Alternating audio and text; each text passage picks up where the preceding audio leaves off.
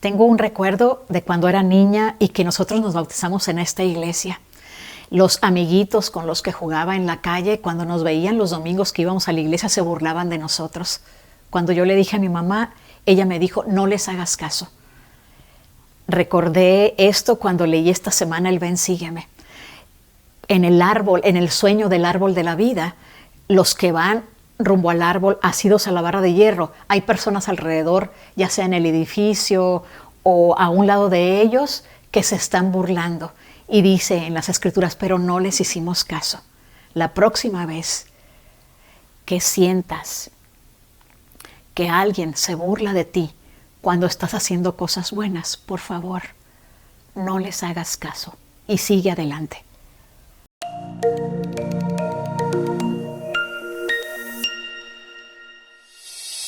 Cuando empecemos la lectura de esta semana, en el capítulo 11, vamos a encontrar a Nefi reflexionando en el sueño que su padre les ha contado a él y a su familia. Y dice que mientras así se encontraba, un ángel se le aparece y fue arrebatado en el espíritu. Y entonces el ángel le revela muchas cosas. En el estudio de la semana dice que hubiera sido más fácil que cuando el ángel le preguntó qué es lo que quiere saber y Nefi le contesta, deseo saber el significado del sueño, de las cosas que mi padre vio, del árbol. Hubiera sido más fácil que el ángel le hubiera dicho, eso representa el amor de Dios y ya. Sin embargo, el ángel le reveló muchísimas cosas. En la introducción del capítulo 11 vemos que Nefi dice, ve el Espíritu del Señor y se le muestra el árbol de la vida en una visión, el mismo árbol que su padre había visto. Dice, ve a la madre del Hijo de Dios, o sea, él tiene la oportunidad de ver a María, la madre de Jesucristo, y aprende acerca de la condescendencia de Dios. Quisiera detenerme ahí un poquito y tratar de que podamos analizar qué significa la condescendencia de Dios. Es decir, Jesucristo y el Padre Celestial aceptaron que inmediatamente cuando Jesús fue enviado a la tierra, condescendió, quiere decir que Él en su carácter divino vino a la tierra y en la tierra también vivió cosas comunes que los mortales viven. Entonces, eso es lo que el ángel le dijo, ¿entiendes la condescendencia de Dios y esa causa del amor tan grande que nos tiene? Por eso estuvo dispuesto a bajar y vivir entre nosotros y pasar esa gran prueba que el mismo ángel le sigue explicando a Nefi, porque él ve el bautismo, el ministerio, la crucifixión de Cristo, también ve el llamamiento y ministerio de los 12 apóstoles. Y otra de las cosas en el capítulo 12 que el ángel le revela, es que son varios capítulos los que vamos a estudiar de las cosas que el ángel le revela. Y en el 12 dice que ve en una visión la tierra de promisión, la rectitud, la iniquidad y la caída de sus habitantes y la venida del Cordero de Dios entre ellos, y que los 12 discípulos y apóstoles juzgarán a Israel y el estado aborrecible y sucio de aquellos que degeneren en la incredulidad. Cuando yo leí todos estos capítulos en esta semana, me llamó mucho la atención que el ángel le diera a conocer tantas cosas a Nefi. ¿Se dan cuenta? Toda la confianza tan grande que Dios estaba depositando en el hijo de Leí, en Nefi. ¿Pueden pensar por qué? ¿Cuándo es cuando Dios deposita en nosotros tanta confianza? Primero, deberíamos analizar que Nefi creyó en las palabras de su padre. Nefi sabemos que tenía fe. Sabemos que Nefi oraba y me lo imagino también ayunando. Entonces, y era humilde para aceptar la voluntad de Dios. Todas esas cosas hicieron que Dios confiara en Nefi. Cuando vi esto dije, ¿qué tanto Dios confía en mí? ¿Qué tanto Dios confía en ti? Tenemos que hacer cosas que lo hagan confiar en nosotros, para que nosotros logremos esa luz, esa inspiración, no sueños, ni visiones tal vez, como la que tienen los profetas, pero sí inspiración para nuestra propia vida. En el capítulo 13 vemos que el ángel habla acerca de un hombre que cruza las aguas. ¿Se acuerdan? Que lo hemos visto en las clases de seminario e instituto y sabemos a quién se refiere.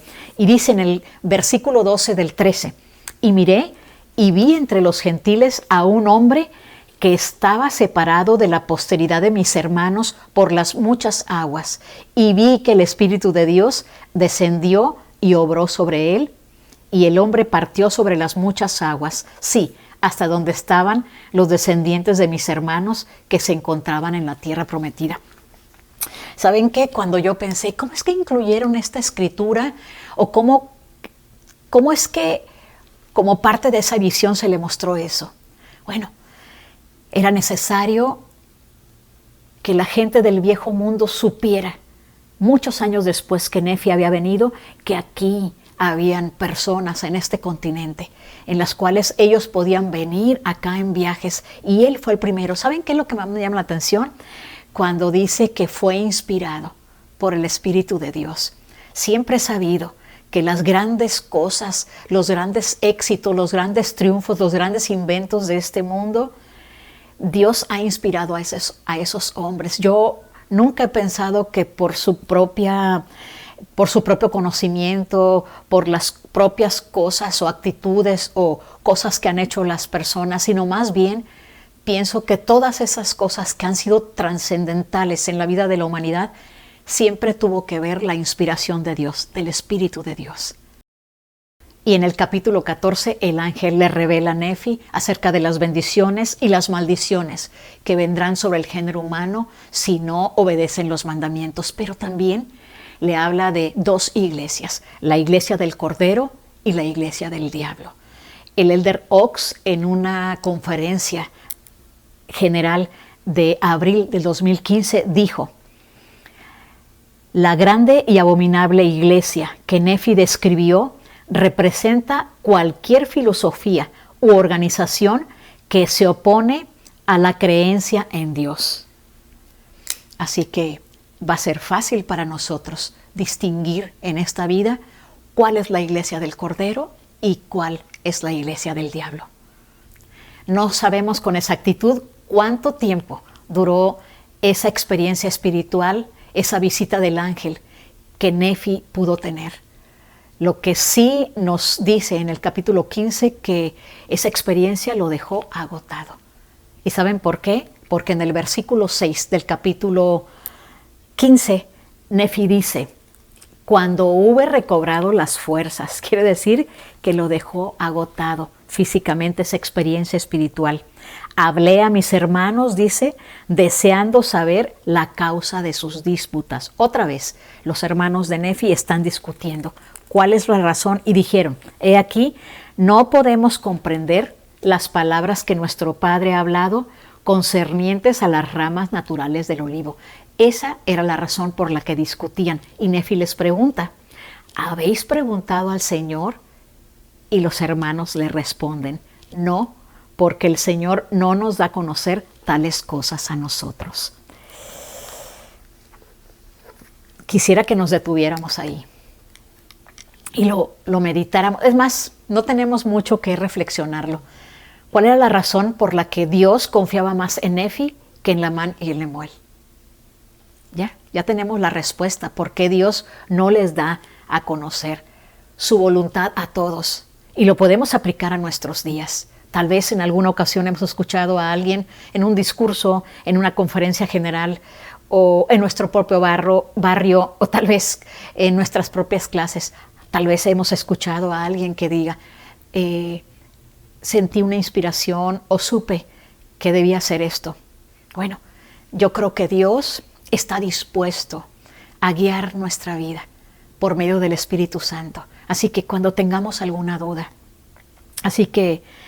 cuando queramos hacer algo, ahora que estamos empezando el año, ahora que tenemos tantas metas y propósitos, ojalá que la prioridad en nosotros en este año sea hacer la voluntad de Dios, ponerlo a Él en primer lugar, y como dicen las Escrituras, dejemos que las Escrituras se cumplan en nuestras vidas, que cuando lo ponemos a Él en primer lugar, todas las demás cosas vendrán por añadidura. Entonces, ¿por qué nos preocupamos tanto? Empieza a poner a Dios en primer lugar y estoy segura que vas a sentir la inspiración de qué es lo que debes hacer. Tendrás respuestas a tus preguntas. Tal vez no llegan las respuestas tan rápido, pero van a llegar. Amigos, hasta aquí te lo cuento en 10. Que sigamos afanados en hacer cosas buenas, en obedecer los mandamientos y que no hagamos caso de la burla de los demás. Nos vemos en la próxima.